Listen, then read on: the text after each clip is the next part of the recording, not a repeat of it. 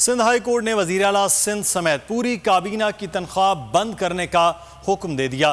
Chief secretary, secretary agriculture और secretary finance की तनख्वाह रोकने की भी हिदायत कर दी। अदालत ने यह हुक्म मार्केट कमेटी के रिटायर्ड मुलाजमीन को पेंशन जारी न करने पर दिया। अदालत का कहना था जब तक रिटायर्ड मुलाजमीन को पेंशन नहीं दी जाएगी, काबीना को भी तनख्वाह नहीं मिलेगी।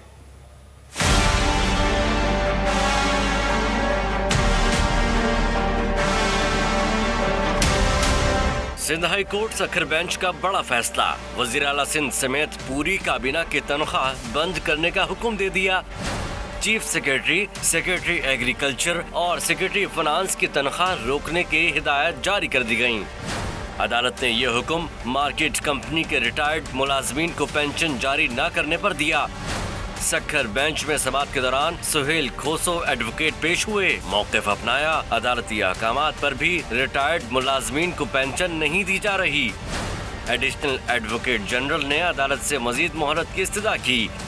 अदालत ने अहकामात पर अमल न होने पर सख्त बरहमी का इजहार किया। रिमार्क्स दिए, जब तक रिटायर्ड मुलाजमीन को पेंशन नहीं दी जाएगी, काबीना को भी तनख्वाह नहीं मिलेगी। अदालत ने मजीद समाअत 11 मई तक मुलतवी कर दी।